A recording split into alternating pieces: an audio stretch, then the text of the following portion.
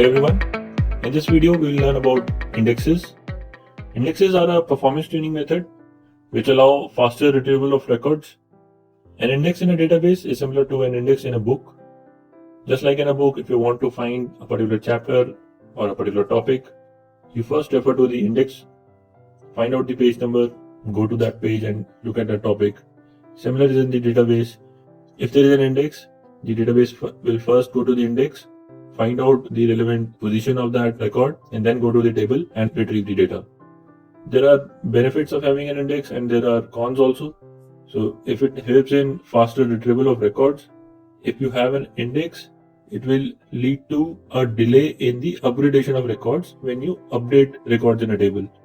So if there is an index built on a table and you try to update the table using the update command, it will take more time than if there was no index. So it is important that we only apply indexes if it is really necessary.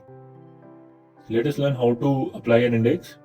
The syntax for that is, we write create index, give the index a name on the table name, and then we specify the column names which are to be used for creating this index. Usually we have only one column name. This single column index is called a simple index. Sometimes we use two or more columns as primary key to retrieve data. In those cases, we use more than two columns, and that index is called a composite index. Let us look at one example. So if you want to create an index on month values, if you remember, we had in the cross join, we had a month table. On that month table, if you wanted to create an index, you can create an index like create index mon_idx. So usually when you are naming an index, developers name an index like this. It is not mandatory, you can name it anything, but usually it is done like this, mon_idx. So this idx gives you an idea that it is an index. On month values, this is the table name, and in the bracket, the column name is written. Let us go and write this in the pgadmin.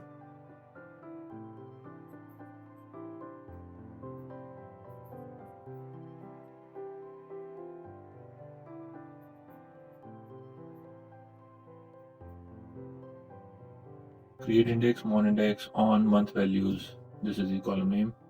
Select this.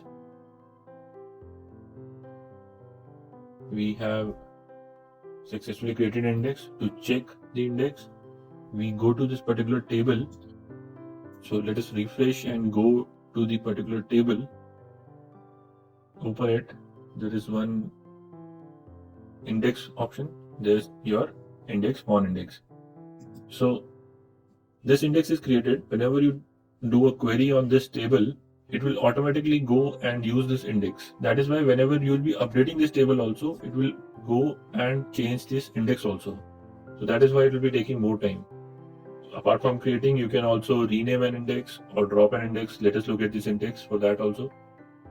So to drop an index, you just write drop index and give the index name. This if exists is an optional keyword. If you write it, it will check if the index is there and then delete it. If it is not there, it will not give you an error.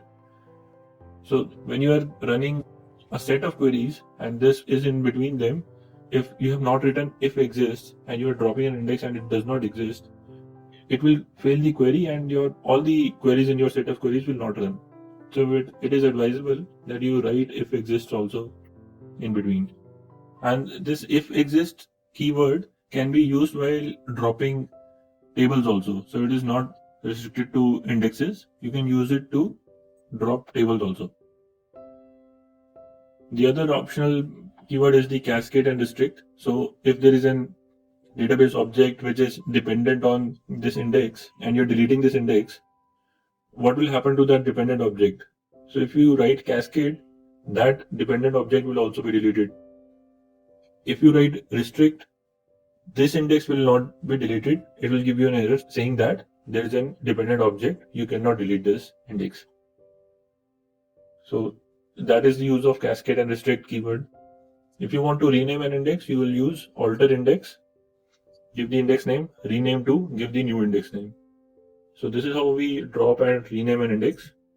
Let us go and drop the index that we just created. So we'll just write drop index. and write the name of the index.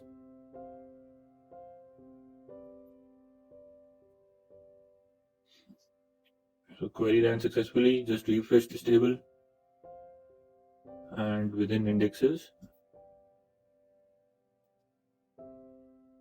there is no index as of now. So we successfully deleted the index. You can rename using the syntax that we provided. Apart from this, there are some good practices while assigning an index.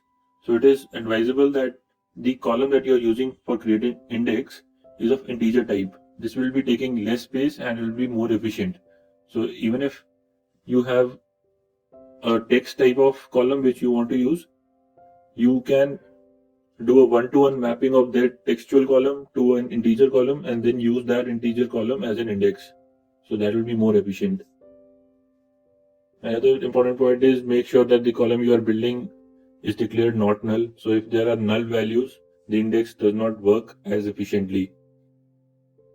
And it is very important that you build an index when it is really necessary. Otherwise, some of the queries on your database will perform less efficiently. That's all for the index. View is a query. It is not a table, but it behaves like a table. Whenever you will look at a view, it will contain contents as a table, but will actually be a query. So what is the use of this virtual table? This virtual table is used because this table gives us ease of use, space savings, and data security. Since it is not an actual table, it will not take up space in our database, and you can give access of this view to particular users, to particular teams, so that they do not look at entirety of your data. They just look at only those parts of your data which are part of this view, and you can control the access of every table and every view, which we will discuss later how to do that.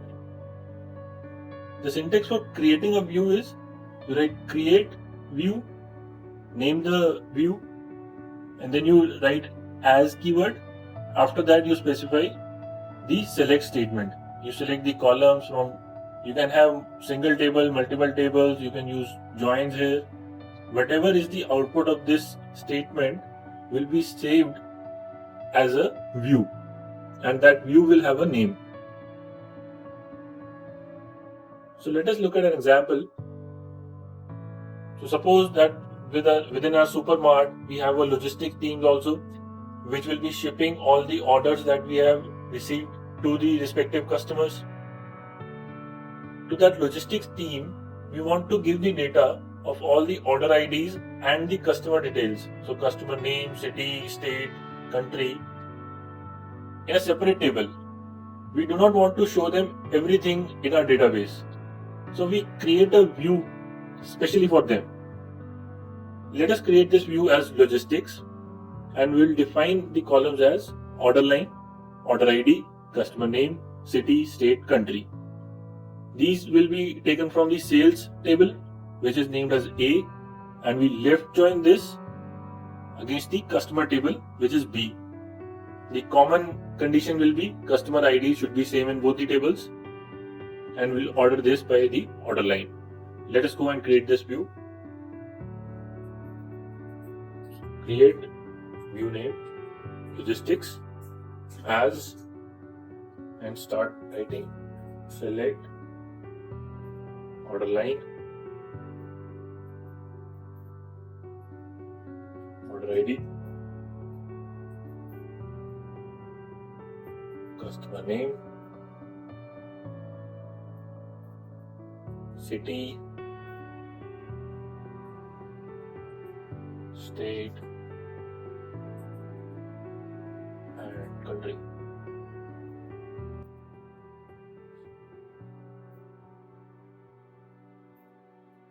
From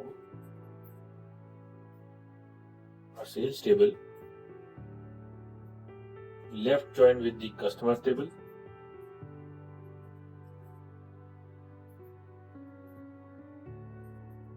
common condition will be customer ID,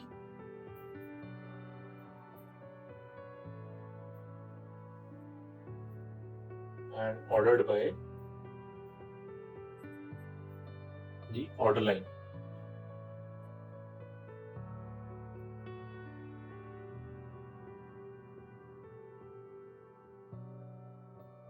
Select this and run. The query was successful. You can see the components of this view by writing select star from the view. So it is behaving just like a table, but it is not a table. It is a query, the query that we have written above. This select part, whenever you run this select star, it will give the output of that query. So you can see we have this view which contains order lines, order IDs, customer name, city, state, and country. So you can give the control of this view, the access of this view to your logistics team. Also note that instead of using just create, you can write here create or replace view. What benefit that will have is if that view is already present in your database, it will be updated with the new definition that you have given. So if it is already present and you have written a only create view, it will return back as an error. The query will fail. So instead of writing just create view, you probably should write create or replace view so that it does not give you a error. Now let us see how to delete a view that you have already created, or if you want to update a view that you have created. To delete, drop view will be used, and to update command will be used. Let us go and write these. We have created this view. We will delete the logistics view. Drop view logistics, and this will delete the view. This view is gone. We do not get any output from this select query since logistics is not existing anymore. If we update a view, the data that that particular view has will be updated. That data is coming from a table, so that particular table will also be updated. So writing an update command on a view is similar to updating a table. However, it is not advisable. If you want to update a table, you should not go through the view. You should directly go and update the table. So we will not update the table using our views right now. However, if you still want to update a view, here are some of the conditions which your view should meet. So when you are defining the view while creating a view, the select statement that you have, it should meet certain conditions. Those conditions are listed here. I do not advise that you update a view. However, if you want to, you should look at these conditions once. It will be part of the presentation attached in the resources part of this lecture. So that is all in the view.